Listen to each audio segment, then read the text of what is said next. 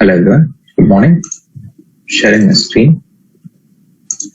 So we've seen how FRS reports work yesterday. So we executed a seeded report given by Oracle, and we've tried to understand all the features that you can plug into an FRS report. And in today's session, we will create a new report, a new FRS report, and we will build the income statement report.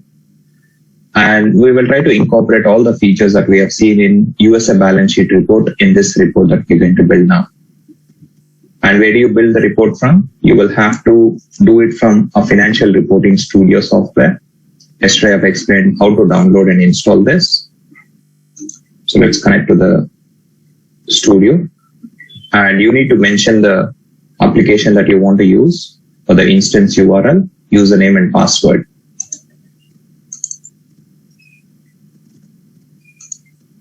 Enter the details and connect to the instance.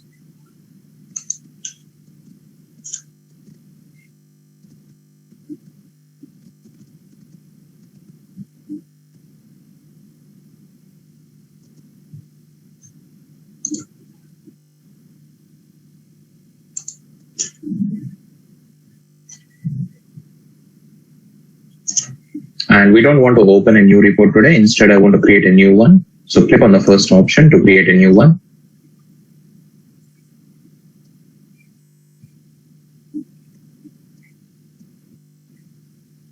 A new report is created. And the report that we're going to build is an income statement report, wherein we'll have two sections in our report. We'll have a revenue section. We're going to build an income statement report that's going to have a revenue or income section, and we'll print details from a specific account here. And then we'll have expenses section, and we'll print balances of 3 expense accounts.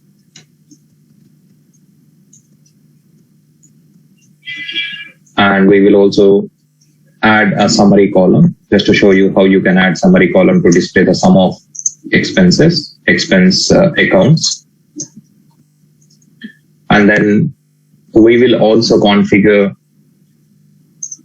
prompt, configure POVs. We will also configure point of views, and we will also see how to assign default values to point of views again, how to add a point of view and how to assign default values to the point of views. And we will also see how to enable all other features as well. Okay, so this is the report that we're going to build today. And when it comes to displaying the balances, yesterday the balance sheet report was displaying balances for the current period and a same period in previous year, right? Previous year. What we will do in this report is we will build it in such a way that it will display the balances over a period of 12 months. So we're going to build this as a rolling 12-month period report, which will display balances for the previous 12 months. So if you select 12-19 as a period, we will display the balances starting from 01-19 till 12-19. So creating a report like this is pretty simple. We've seen how to do it yesterday, but we'll pick up a slightly complicated case wherein I'll show you how to display balances over a rolling 12-month period. Okay, so let's go ahead and start off with the report build. And if you don't want to see the guidelines, you can take them off. And the first thing that you need to do in an FRS report is add a grid. So let's open the report and keep referring back to the standard report. USA balance sheet report. Let me execute this, have the output open so that I can refer back to this report to show you what exact feature are we adding in the FRS report.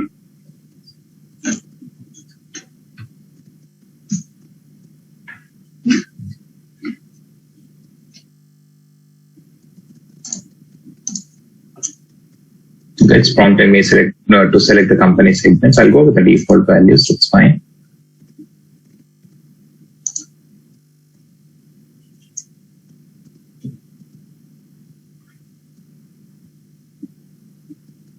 And you see the balance sheet report output generated. So in FRS report, the first key thing is to configure this grid or the table that you are seeing. And to add a grid to your FRS report, you will have to use this option. And right below the Windows tab or Windows option, you see 4 options there. And we'll see how to use all 4 options. The first one is to insert a grid or a table into your FRS report. And the second one is to give a report heading. And the third one is to insert a logo as on the report. And the fourth option is to display the information in a graphical format. So in this report, you don't see anything printed in a graphical format, right? But we will see how to print the expenses, especially the expenses, since we have multiple accounts there. We will print these expenses in a graphical format, just to show you how it can be done in FRS report. So we'll use all these 4 options. So let's start with a grid. Click on it and drag and drop it.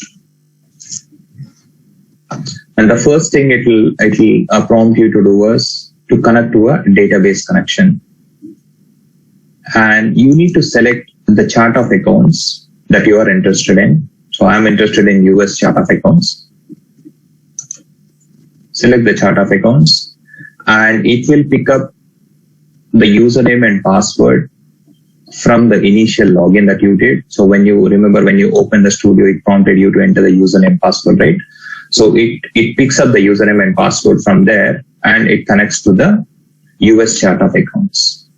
Okay, so it is we are establishing connection with Essbase Cube now with the US chart of accounts in particular. Because remember, to do the configuration in financials, chart of accounts is a key setup. And only after you do that, you will go ahead with the other setups, right? So you're connecting to US chart of accounts in the Essbase Cube now.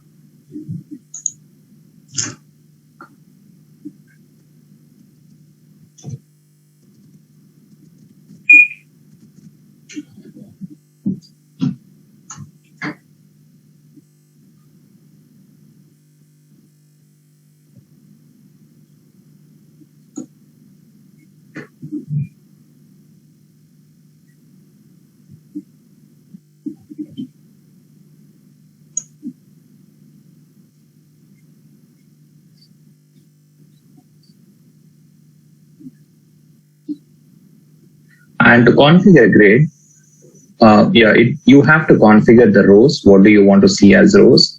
And what do you want to see as columns? And what do you want to see as pages? And for these 3 aspects, we will stick to what exactly Oracle did. So what did Oracle use as rows?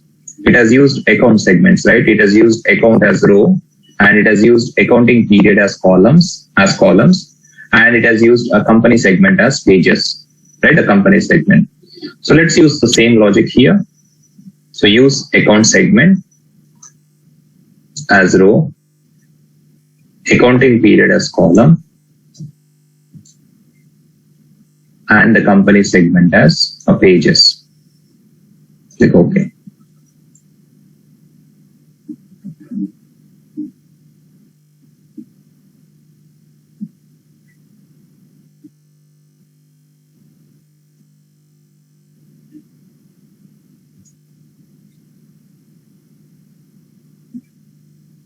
Okay, you see a report created now, and select the account row, do a right click and insert a text row. Let's have a blank row. And let's add in one more text row, and let's call this as income or revenue maybe. You can give whatever name you want. And if you want to format the heading to appear in a slightly different fashion like this, in a slightly different color and a font, you can select the row that you have added, go to format, cell, and you can go to the font tab and change the color if you want. You can probably pick up a different color. Click OK, and you can also increase the font size if you want to make it appear like a heading. Okay, so this is an income section. You can probably increase it further if you want, but you can do those cosmetic changes later on. That's fine. And under income section, I want to print the revenue balance or a balance from revenue account. So yesterday when we looked at the report definition of balance sheet, for accounts receivable, we've seen the 12,000 account number is used, right? Similarly, we need to know what account number I need to use to pull the revenue balances. So all the information that needs to go into FRS report will come to you in the specification. You don't need to do any homework or you don't need to do any guessing game. So the income balance, we need to pick it up from 95011, which is a revenue account. Okay, so I need to select a specific account here. To do that, I'll double click on the field to open the member selection window. I'll take out the default placeholder, expand account, and you can go to all corporate accounts V1.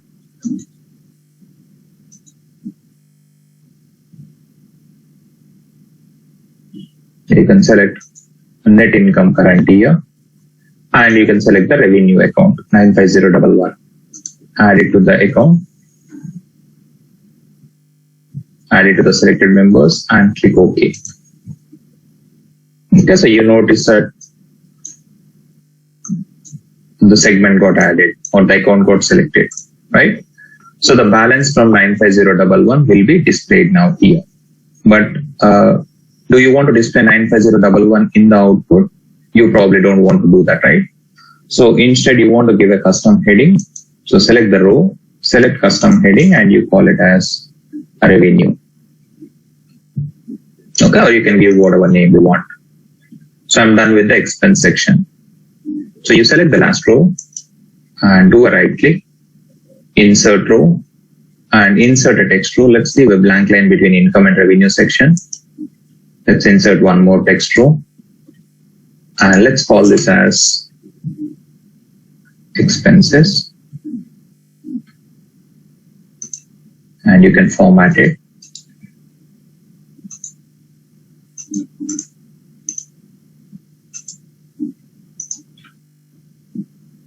Do a right click again, insert a data row this time. And when you insert a data row, or what it will do is it will take the account number from the previous data row, and it will take the font of the previous text row that you have added. So we need to change both here. So I want this to appear like a normal data row. So I'll format it first. So I'll change this to normal color and decrease the font size by 1. And I want to select a different account number here because it's not a revenue section, right? So it's an expense account that I need to select. So take out the revenue account, go to accounts tab, expand V1.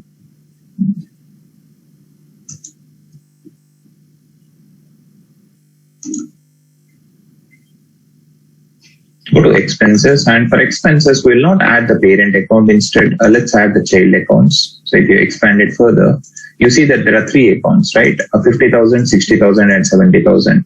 These are different types of expenses. So let's display all the 3 expense balances in the income statement report. So I'll select all the 3 accounts and I add them to the list. And since I've selected multiple rows here, I want these multiple accounts to be added as separate rows here in my report definition. And to do that, I will have to tick this box which says place selections, whatever I've selected here, into separate rows. Click OK.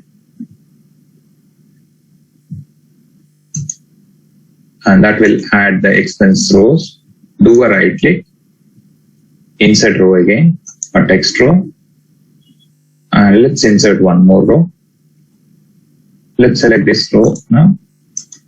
Let's insert a row and let's call this as a formula row because I want to display the sum of all these expenses and display them as display the summary amount here. So I want to add in a title. So I'll give a custom heading. I'll call it as a total expenses.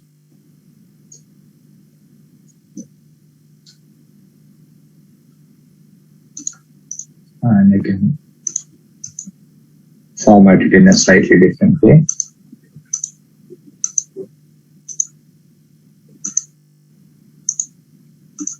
And the summary, you can select, you can write a summary function, you can say sum. And I want to sum up a data from rows 6 till 8. So if you want to give a range, you can use a rectangular brackets and you can say 6:8. So I'm basically asking FRS to sum up rows or values from row number 6 till 8. So since I'm passing in a range, I'm using a colon and I've put the numbers in rectangular brackets. And after you add in this expression, ensure that you tick this green button. Okay, so if you don't tick this, expression will not be saved. Okay, so this is how you configure your rows. So we have two sections now, income and expenses, and we've seen how to add a text row. We've seen how to add a data row with a custom heading. We've also seen how to add a summary row with a summary function. And apart from summary function, you've got quite a few other functions in case you want to explore. Okay, now we have configured the report, configured the rows. So we're done with the row section. And now let's configure the columns. As columns, the US balance sheet report is picking up the current point of view value for accounting period, and it's printing the balances. It has given a blank row, and in the next row, in the next column, what did it do? It has configured this column C, as a relative to the accounting period point of view value, minus 13. So that's why you're seeing 12-19 here and 12-18 here. So if you want to set up this report also in this fashion, it's quite easy. You configure this to pick up the current point of view value. We haven't added POVs yet. We will do it soon. And you add another blank column, and you add another column which you will set up as a relative member to accounting period point of view. It's quite simple to configure. But what we do is, instead of picking up this simpler example, what we do is we will set up this report in such a way that it will print a rolling 12-month period balances. So what this means is, if user enters 12-19 as a accounting period point of view value, if user selects 12-19 period, we will print the balances from 01-19, 02-19 till 12-19. So we will display balances over a rolling 12-month period. So how to set this up? To set this up, we will use a range function on the accounting period. So here we have selected accounting period as column, right? We will use a range function. And the moment you say range function, it will ask you to configure the low value and a high value. Okay, or a start member and an end member. As end member, we have to configure start member and end member. End member is plain and simple. Whatever accounting period is selected by user, use that as end member. So if user selects 12-19, select it as end member. A start member, we will configure it as a relative to accounting period again. So it will be 12-19. And then what do? We do a minus 11, or we can probably do minus 13 as well if you want, in case there is an offset period, etc. But we will do a minus 11 because we are going back. So what is 12 minus 11? 12 minus 11 is 1. So this will result in a start member being calculated as 01-19. And since we used a range, with a start member of 01-19 and an end member of 12-19, you will see the balances, the income as well as expense balances getting pulled and printed over a rolling 12-month period. Okay, so let's see how to set it up. To set up a range function, double click on the accounting period.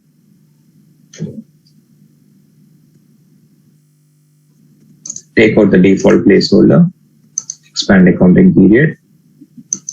Go to functions tab, select range, add it to the selected members. And as I mentioned, it's asking us to configure start member and end member. End member selection is plain and simple. It is the current point of view value for accounting period. It is current point of view value for accounting period. That's fine. But the start member is slightly complicated to configure. It is relative of current point of view value minus 11. Select the value. And here again, we need to take out the default placeholder, and we need to use the function here because I want to configure this start member as relative of current point of view value. To do that, I go to functions and I select relative member, add it in. And the moment I say relative member, it will ask to which member this needs to be set up as a relative. So click on a member and select current point of view value, because the start member needs to be relative to current point of view value. And what do I need to do? What should I offset from the current point of view value? So you can say minus 11, take off 11 periods or go back 11 periods in time. Click OK. Click OK again. OK one more time. And you will see the configuration showing up here now. So you see that the accounting period is configured as a range from a relative to current point of view, offset by minus 11. So meaning if it is a 12-19, if 12-19 is selected as a period, 12 minus 11 will be 01-19. So the balances will start getting printed from 01-19 period till current POV for accounting period, which means 12-19. So the balances for the income and expense balances will be printed from 01-19 till 12-19. And before we build report further, let's save the report, because if the reporting studio hangs now, we will lose everything we have built so far. So it's always a better idea to keep saving your report once in a while. To save a report, click on the save button, and you need to save it to the same folder from where we picked up a seeded report. I've given the path in the PPT, so nothing to worry. So you have to go to shared folders, custom, fin folder, FR folder, and you can give it a name. Okay, go to shared folders, custom,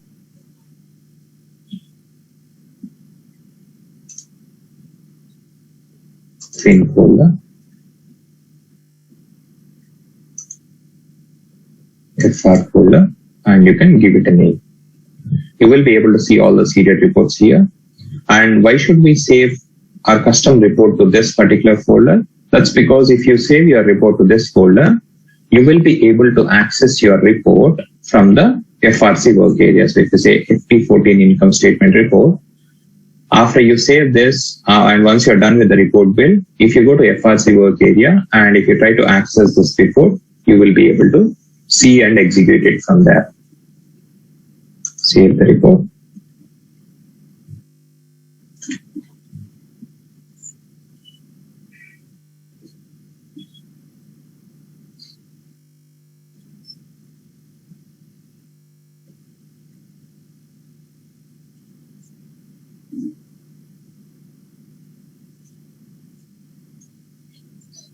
Okay, the report definition is saved. And let's go ahead and let's set up the other bits. So if we compare the report output, what else is pending? So we have configured rows now, and we have configured columns. And let's see how to add the point of views to the report. To add these point of views to the report, you have to select the grid. You have to select the grid. And to select the grid, you have to click on the first cell in the table. You have to click on the first cell in the table. So if you click on the first cell, that is like selecting the entire grid. Okay, let me show you one more time. So to select the grid, and you have to select the grid to add point of views. And to select the grid, you have to click on the first cell in the table. Select it and do a right click. You will see grid point of view. Click on it. And when you click on it, a point of views get added. And if you do a right click again, uncheck it, a point of views go missing. Okay, so this is how you add grid point of views. And as I mentioned yesterday, what are the point of views? These point of views are nothing but the dimensions available in the space cube. And what will be the dimensions available in a space cube? All the accounting flex field segments that are configured will be dimensions in a space cube. So that's why you see the account segment, you see a line of business, you see company segment, you see cost center, product, and yeah, all the segments, the 6 or 7 or 8 segments, intercompany segments. So all the segments of the accounting flex field will be configured as dimensions in a space cube. And apart from that, you will also have some fields like accounting period, okay, and the ledger, balance amount scenario. So you will have few more additional dimensions apart from the flex field segments. So these will be available as dimensions in a space cube. And when you do a right click here and add point of views, all the dimensions that you have in a space cube in that particular chart of accounts. Remember the chart of accounts, when we started off with the report build, we selected the chart of accounts, right? So for that chart of accounts, what is the accounting flex field structure attached and what are the segments configured? So that will determine the dimensions in a space cube for that chart of accounts.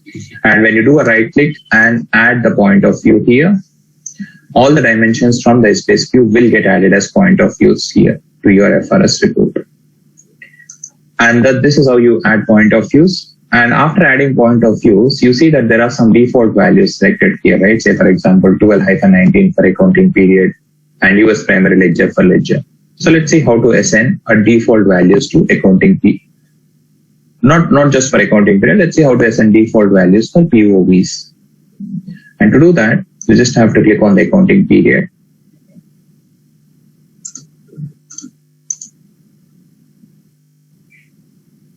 Click on accounting period.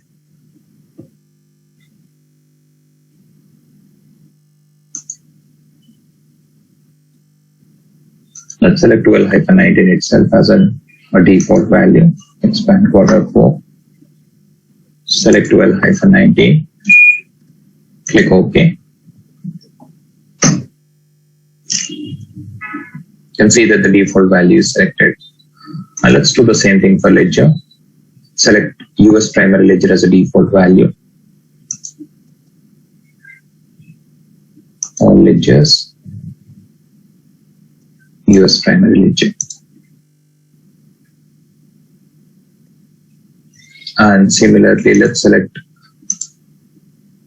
default values for few more point of views. For scenario, we need to select the actual journals to avoid encumbrance and other journals from getting printed.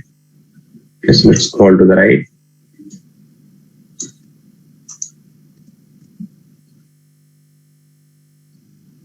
So again, what values you need to assign as default values to the point of views, it will be communicated to you. So select only the actual journals. And you can also control what figures do you want to display here.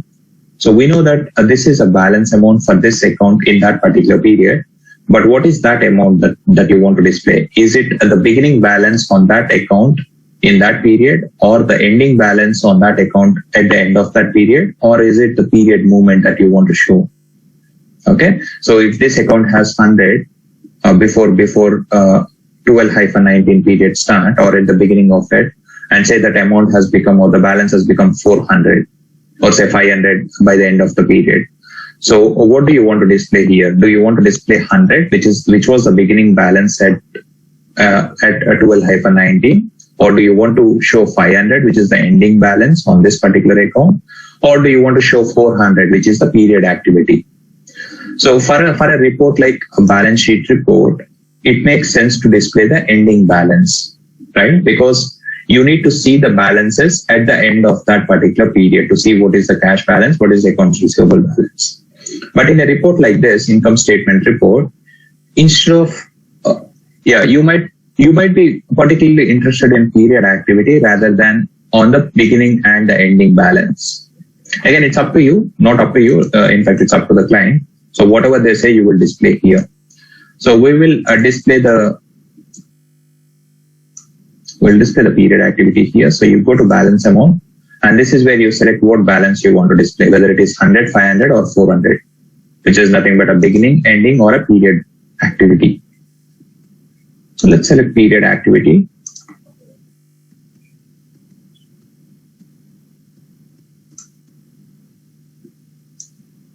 And you can also,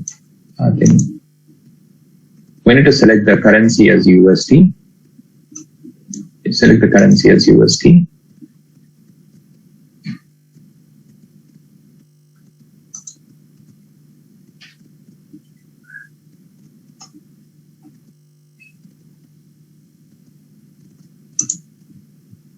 Okay. And you save the report. So if you look at, so we have added point of views and we have added default values to the point of views, right? And when you add default values, yes, you can add default values. You can add point of views and add default values. That's fine. But on these point of views, you can also select or restrict user from selecting a specific value. Say, for example, you can leave these point of views wide open so that user can pick up any accounting period they want or any ledger they want and run the report. So user is able to, so if I click on accounting period, I can select any period I want, right? Instead of 12-19, I can select 12-18, or I can select any period for that matter from 2010 to 23. So when Oracle has configured this or set up this point of view, it would have left this point of view wide open. Or it would have selected an option called report viewers can select any value. But if you look at currency, let me click on currency and show you what values are visible in there. You see that there is only USD available, which means I cannot run this report and view the balances in any currency other than USD, which means Oracle has put in a restriction here in terms of what value user can select for currency. Okay, so let's see how to do this, how to restrict the user from selecting a specific value for a point of view. So to add the point of views and to set up the default values, you will use this point of view option. But to restrict the user from selecting what values or to restrict the user about what values they can select in the point of view, you can use this grid point of view setup option. So select grid point of view setup option, and by default, all the point of views will be wide open, which means report viewers can select any member for all the point of views that are added. And unless you change this explicitly, this will remain that way. Meaning, if I don't change anything, user will be able to select any value for any point of view and run it. But say, for example, I want to restrict the currency. I want to restrict the user to run this report and view the balance only in USD currency. So how do I do it? I come to currency tab, and instead of any member, I click on the drop down, and I could see two more options in there. So if you select a member from a list, if you leave it as any member, user can select any currency and run it. If you select a member from a list, then you can pick up 2 or 3 currencies that you want to let user pick for this particular report. Okay, this is one option available. Instead of leaving it wide open, you can restrict the user to a specific currency. So you can say you can say a member from a list, and in the choices list, you can select only USD. And that is what Oracle exactly has done here. So it would have selected a member from a list, and it would have selected USD. So that's why instead of seeing all the currencies, when I click on this, I can see only a USD appearing as a currency in the list. You can also do one more thing, like you can say nothing lock member selection. So what this means is you will not even see a hyperlink like this. You will see currency : USD, but you don't see a hyperlink like this. Means whatever default value was selected, it will be selected by default, and it will log the member selection, which means user will not be able to click on it to select a member. Okay, so we know how this can be set up. So to set it up this way, you will have to select a member from a list, and you can select USD and maybe GBP here. If you do it that way, when you click on it, you will see only those two currencies. If you select a nothing lock member selection, this is what we'll use, and you will see currency :USD, but that will not be a clickable field. Click on OK. That's how you log the member selection in a point of view. And when we run this report, let's execute it one more time.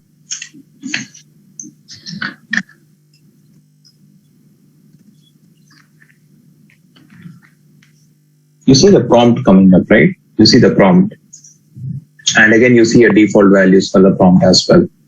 So how to set this up? To set this up, in your report, you go to the report and you see the pages, and it is set up as a company segment. So you click on the grid in any of the cells, and then you double click on the pages. So you double click on the pages, and that will open up a member selection window for the pages. Currently, we have selected as called company segment. So select the company and take it off. And instead you select it as prompt for company. So if you add prompt for company, click on OK. It will ask you to configure the prompt. Okay, so you can say what title do you want to see in the prompt. So the title, enter company. So whatever you enter here will be appearing here in the prompt. So you can probably say, please enter company segment. And you can also select the default member here. So whatever value you select here, that will appear in the default selection. So I can probably select 101 and the total company segment, similar to what Oracle did. You select the company segment and you take it off.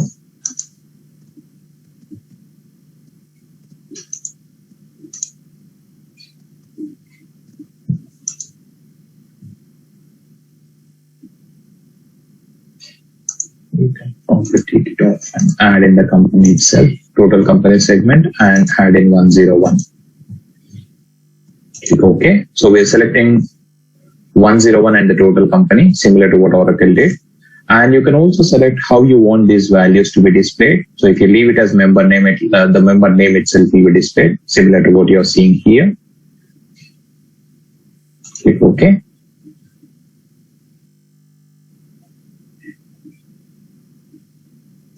So we've configured the prompt now. So even if you run this report now, we will see a prompt with a default value of 101 and a total company segments. And if you click on OK, report output gets generated. And in the dropdown on the pages, you will see two values in there, 101 and total company.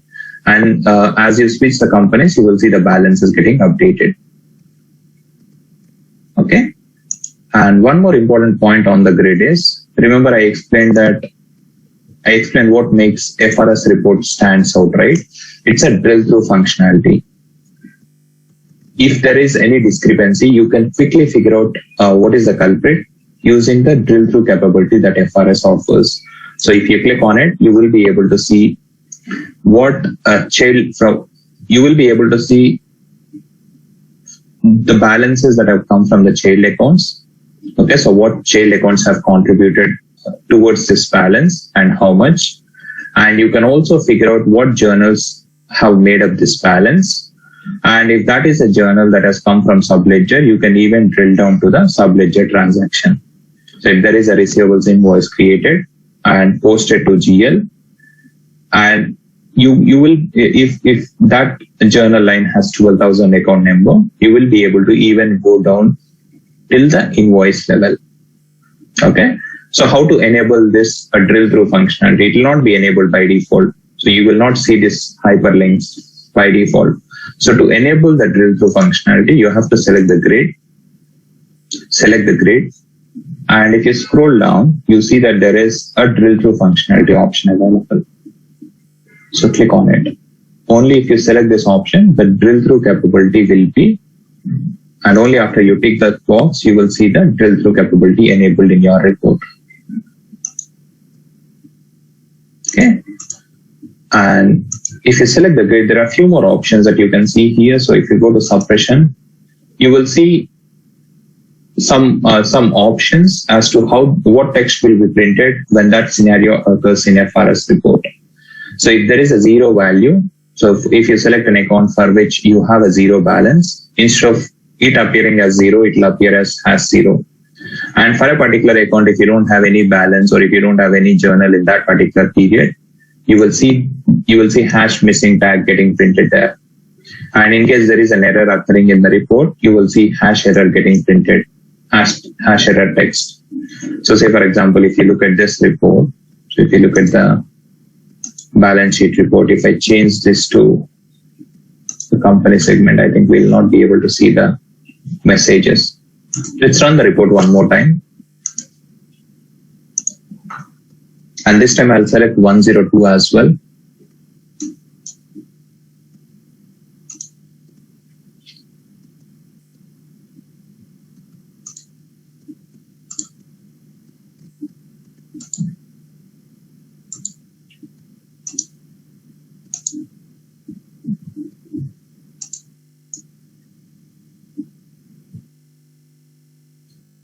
And you see the balances, select 102. And you see this hash missing here, right? This hash missing indicates that there is no balance for the other receivables account. Okay, so there's not even a single journal, so the balance itself is empty.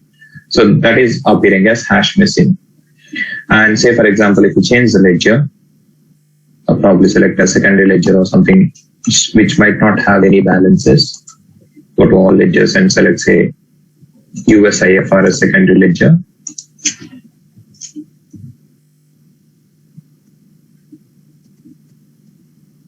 And what do you see in there? You see that there is no balance at all. And you see hash missing everywhere.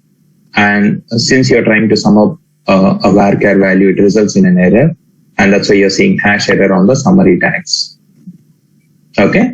So this hash missing, hash error, and hash no data found are coming from these options for hash zero. So if client asks you to change these values or change the way these messages are appearing, so instead of hash missing, if they want you to change it to hash no data found or maybe hash no data, you can change it by selecting the grid, and you can go into suppression options and you can change them here. Okay, so you can change this to or probably no data found if required. You can probably say no data. And if you want zero values to be printed as zero instead of hash zero, you can change it to zero. Okay, so that's how you can play around with suppression options. And let's look at the other three options now. So we're done with the grid. Let's look at other three options and see how we can use them. So I want to add in a logo. So I'll select an image, paste it in there.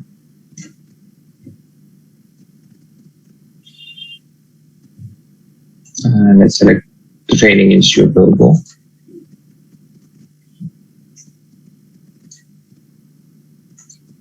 And you will usually upload a properly sized logo. And you can select the text and give a report heading. And you can call it as income statement report.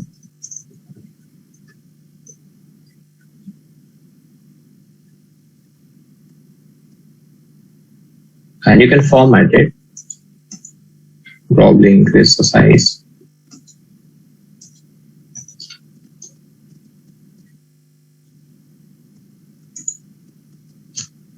Or maybe you can increase it further.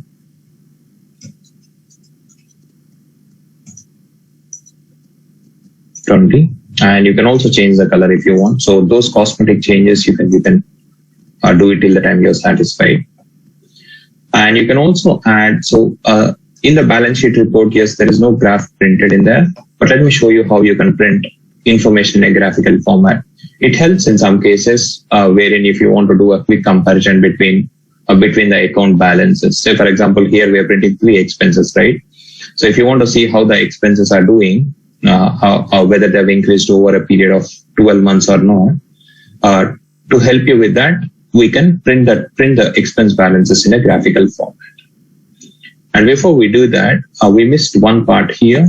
So we missed to change the custom heading for these expense accounts. So remember, these expense accounts are they belong to different expenses, right? So the first one is a material expense.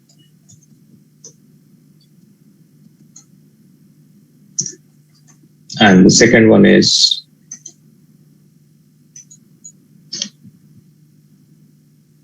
I don't remember what that expense type is. The third one is tax.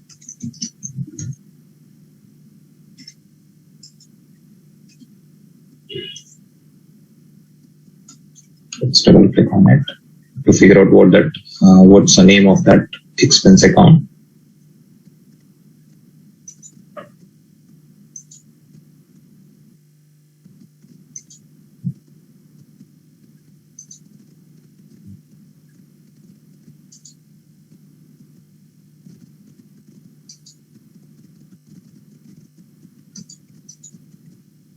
Okay, it's operating expense. So let's call it as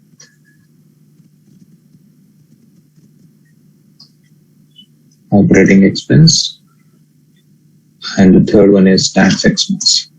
So I would like to print these three expenses in a graphical format so that it helps to see the trend in the expenses. So you select the graph and you paste it in.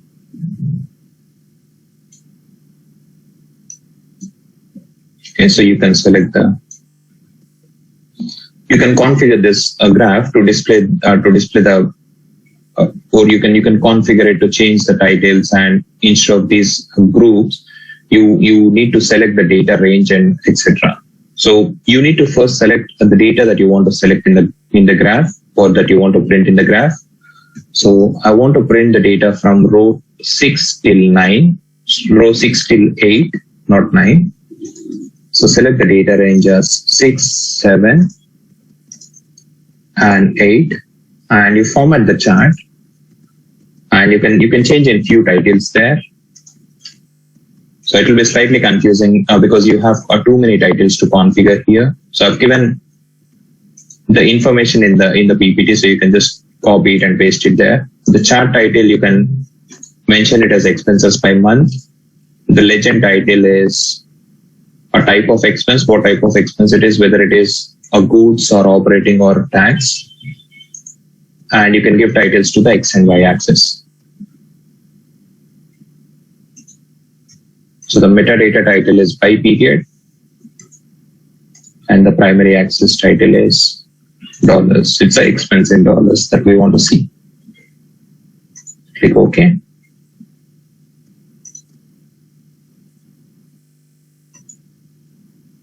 Save the report. So we're done with the report build now. And to run this report, what do we need to do? All we have to do is click on done, open up a new session of this application, probably in an incognito window, and you will be able to see the new report that you have saved, and you will be able to execute it. Let's open the application.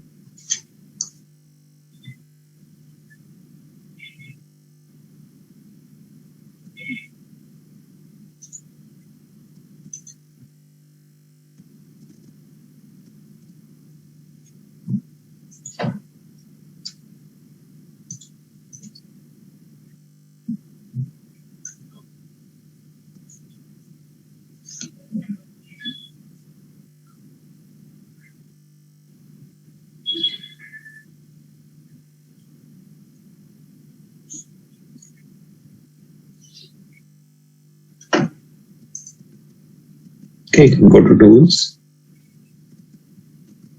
others, FRC work area, and you can go to all tab and type in FT14 income statement report.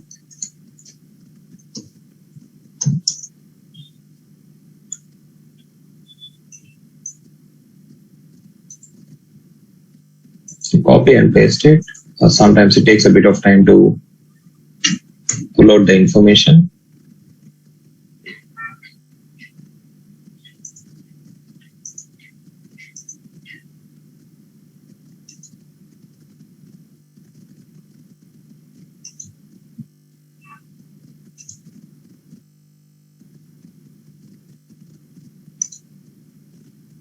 back to others, click on FRC work area again.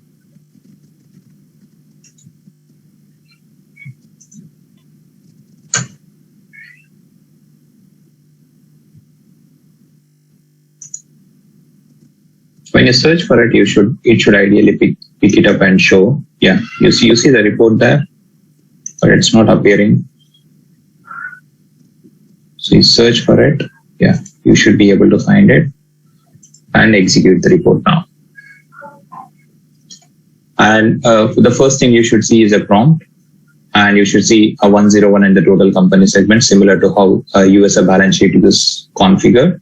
If you're not happy with these company segments, you can change it. Click OK.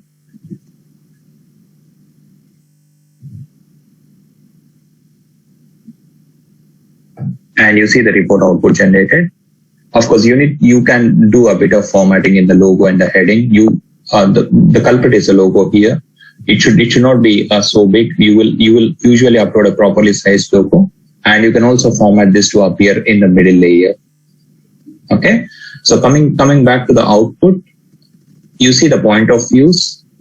So you see 5 point of views within the table, and you see the remaining point of views here.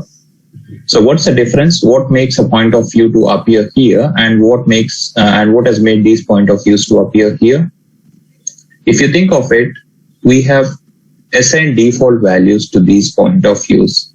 So if you assign default value for any point of view, it will appear within the table or within the grid. If you don't select any default value, then it will appear outside of the table. Okay. And then you see 12-19 US primary ledger, actual and period activity, the default values. And if you click on accounting period, you will be able to see you will be able to select any period that you want, because we have left all these all these point of views as wide open. But if you look at this currency, it is appearing it is not appearing like a hyperlink, right? So you cannot select a member for currency, because we have logged the member selection for currency point of view. And if you look at the output, you have income and expense section, and you have a revenue printed, and you have expenses printed. And the balance of a rolling 12-month period is printed here. Since and how is the end member configured? It is picking up value from accounting period, and we're going back to 11 periods in time, and we are starting with 0-19, and we are printing balances from 01-19 till 12-19. And we're not printing the beginning balance or an ending balance here. Instead, we are printing a period activity. So it's pretty possible that a negative revenue could have been reported in that particular period. Okay, so there's nothing wrong that we have done here. Don't think that why are we seeing negative balances here? It could be that a negative revenue might have occurred in that particular period, in that particular ledger for that particular account. And you see the expenses, 3 types of expenses. And again, you see the total expenses. This is how did we achieve this? We have achieved this using a summary column, which is nothing but sum of these 3 balances. And you see when you hover around on these balances, you see that it is appearing like a hyperlink, right? So if you click on it, you will be able to see from which child accounts of 50,000 this balance has come from. And you can also figure out which journals have contributed to this balance. So if you click on drill to account inspector, you will be able to see the child balances from the child accounts of 50,000.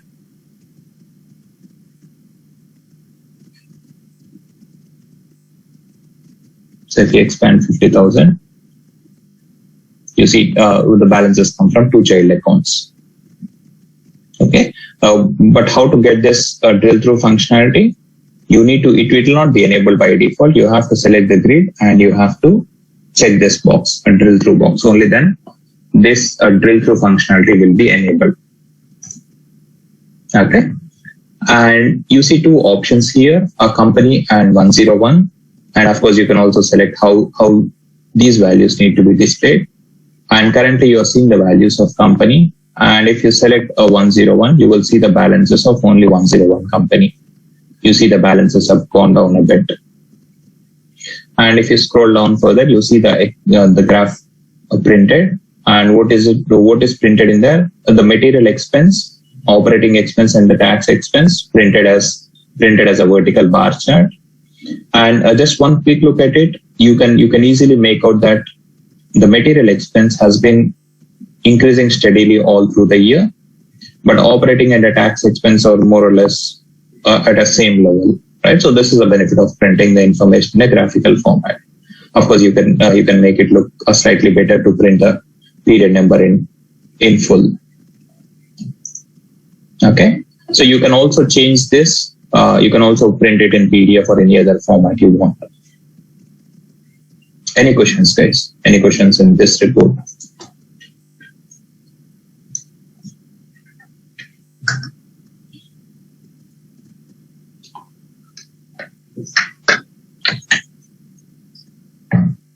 Okay, I'll take it as no.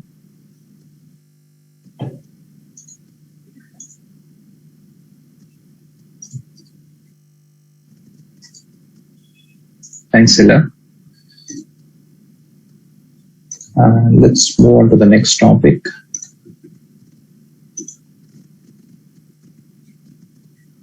It's HCM extracts.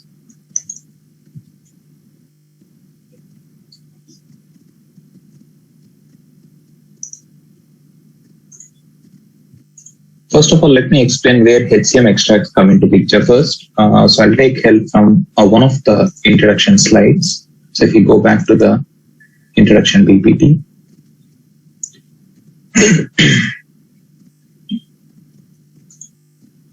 So if you go to outbound integrations, what do you see in here?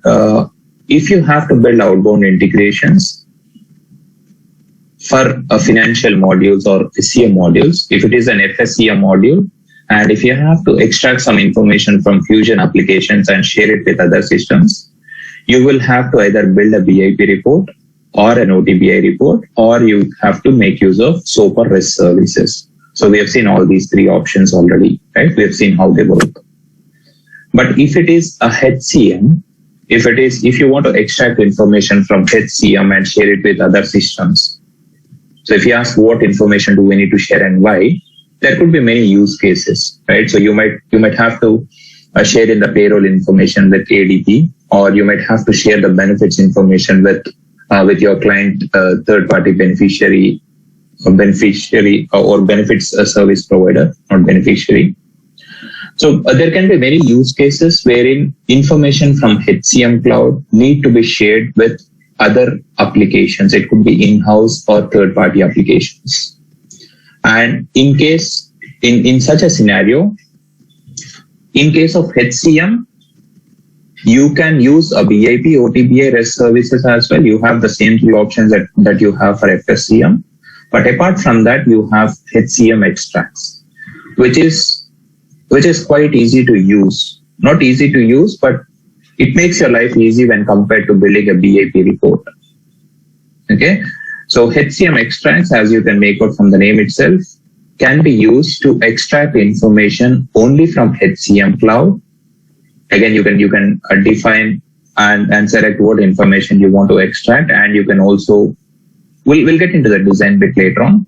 So in case you want to extract information from HCM Cloud and share it with other downstream systems, don't think that you have to use only HCM extracts, but this is something that you will use 6 or 7 out of 10 times. Wherever possible, you will leverage this, because if you use HCM extracts, you will be using queries that Oracle has written for you. What Oracle did is it wrote the queries on our behalf, and it has exposed them as user entities. So if I have to extract employee information and assignment information, I don't need to figure out what are the tables, what are the column names, etc. All I have to do is search for a user, go to user entity box, search for a person or assignment, and then use those entities. And in the background, the query that Oracle has written will work for me. So that is the benefit of using HCM extracts. Okay, you can of course build a BIP or OTBI report or use with services as well to build outbound integration for HCM, but HCM extracts is a key. Okay, so now we know what HCM extracts is all about and where it will come into the picture in the implementation scenarios. right? So this HCM extract, it's not available for FSCM. Okay, let me announce it at the beginning itself. It is not available for financials or SCM modules. So if you have to build outbound integrations in FSCM, you will have to make use of these three options. You don't have anything similar to HCM extracts in FSCM or for FSCM modules. Okay, now let's go back and go to HCM extracts. And in the HCM extracts, again, I've just given you the introduction bit. I'll explain what are the components involved in HCM extracts. And to understand the components, we will not go through the slides first. As we did earlier for other use cases, we'll go ahead, create an extract, and during the process of extract creation, and as and when I add a new feature or as and when we build the extract, I will explain the components as well. Okay, so we'll create an extract, we'll add the data groups. So to create an extract, there are key terms that you need to understand, like a data group, a record, and attributes. So the way it works is think of data group as a group. Or what do you call so? Or let's discuss this when we go into the design phase. So we'll create an extract and we'll see how to build or design an extract. And then I'll show you how to apply the filters and do other things in there. Okay, so let's get into the application. And we no longer need the public cloud instance. We can go back to the ECBP instance.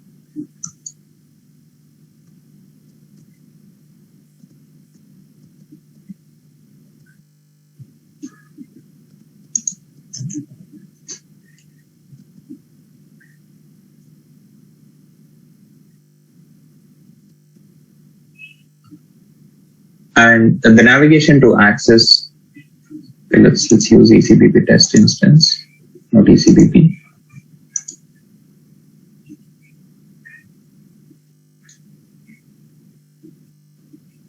Okay, use the same Fusion.tech user.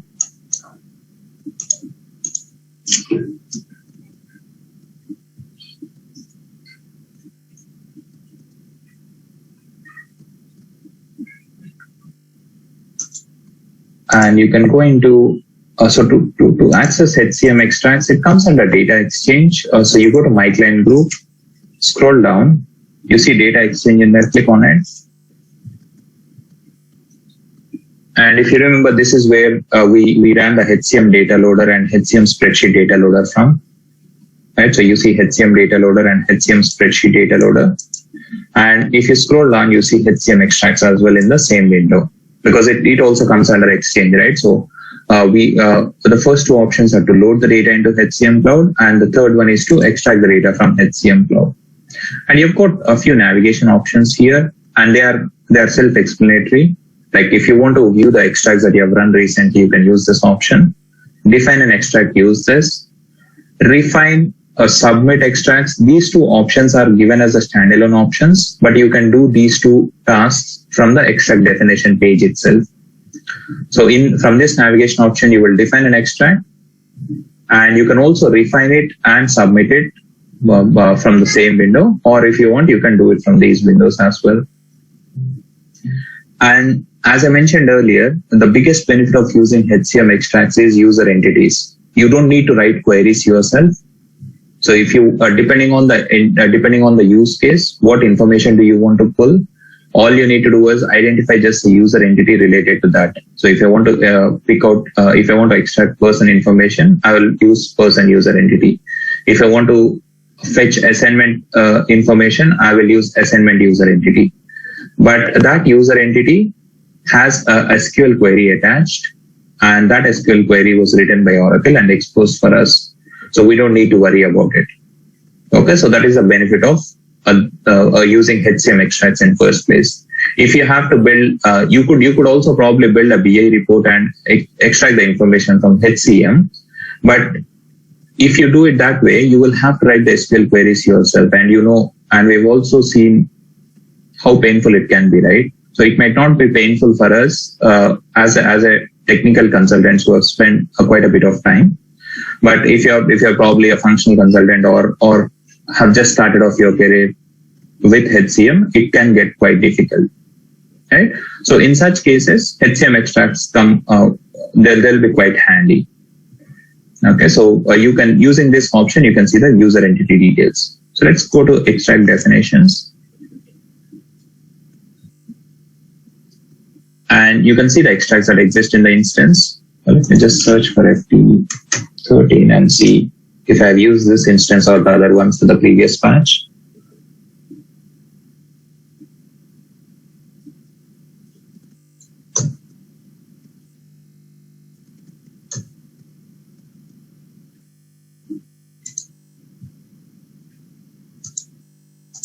It looks like I used the other one.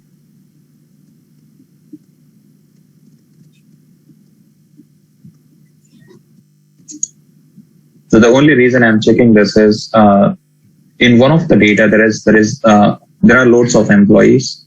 So the extract run will take a bit more time. So I just want to make sure that I use the right instance so that we can run extract multiple times and see the output. Because I just go to extract definitions. Just search for FT13 and see if I've used this instance for a previous batch. Yeah, this is the one that I have used. So let's stick to this.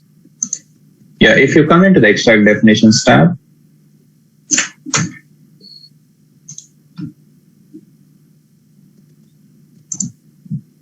so we are using ECBP instance, not test. Please take a note of it. And you can create a new extract or import the one that you have created in a previous instance. So this will be used in migration purpose. So in dev instance, you use the plus icon to create it. And you have an option to export the extract. And after you export the extract, you can import it using this option. Okay, let's go ahead and create a new extract. And to create a new one, just click on the plus icon and give it a name. We'll call it as FT14. Employee assignment extract. So we'll build this extract as a master detail extract, or we will have multiple data groups in the extract so that I can show you how to join the data groups as well. Okay, so we will build this extract to pull employee and their assignment information, give a start date. You can go with the default date, that's fine. And you can go to the type. Extract needs to have a specific type attached, and the type that you select will depend on the use case. So why is it that you're building this extract? What information do you plan to pull or do you need to pull in this extract? So if it is something related to payroll, you can use a payroll interface or other payroll archive. If it is a core HR information like employee assignments, you can use a full profile or a HR archive. If it is a benefits related information that you want to pull, use benefits carrier. Recruitment related, use recruiting. So depending on the use case, you have to pick up and use appropriate type. Click on the type and you can select maybe HR archive here. And you have this checkbox called changes only. So this changes only checkbox will be used or needs to be used if you are building extract as an incremental one. So when you build an extract, you can build it in two ways. You can build it as a normal extract, which will fetch the information based on the parameters you pass, or you can build it as an incremental extract.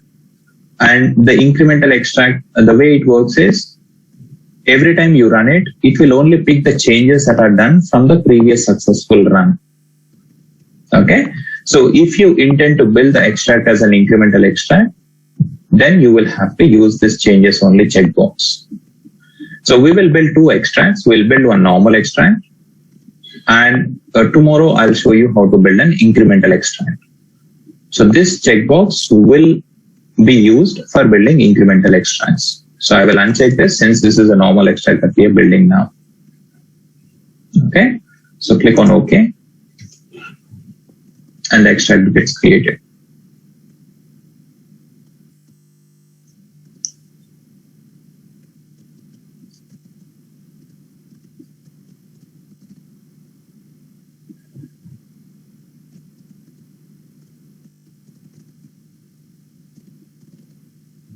So you see, extract has three tabs. you define an extract, you will design it, and then you set up the deliver options. Okay. So yeah, I think it yeah, we'll probably pick it up from here tomorrow. So I don't want to start the design and stop it midway. So we will pick it up from here. We'll go into the design phase and we'll start building the extract from tomorrow. Okay. So any questions, guys? Any questions in what we covered today? Tomorrow I'll walk you. Yeah. Thiru, regarding this extract only, you selected a type, right? We have different types like the payroll related. So that type has any, connectivity or with the data what we are pulling. Let us say if I select the benefits, if I'm pulling the payroll data, is there any relation with that type that we are going to select there?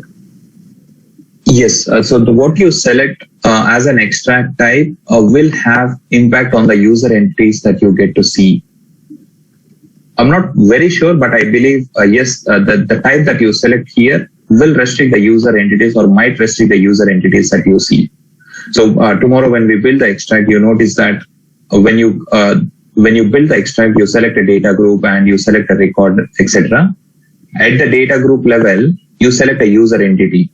Okay. So what user entities will you be able to select? Will you be able to select a person, assignment, or will you be able to see something related to payroll? I believe that depends on the extract type you choose when you create an extract. Okay. Only these are the only types available, or do we have anything else? Yes, these are the only ones available. The ones that you're seeing on screen, and these are the same ones that you see when you try to create an extract as well in the application. Okay. Okay. Yeah. Thank you. Any other questions, guys?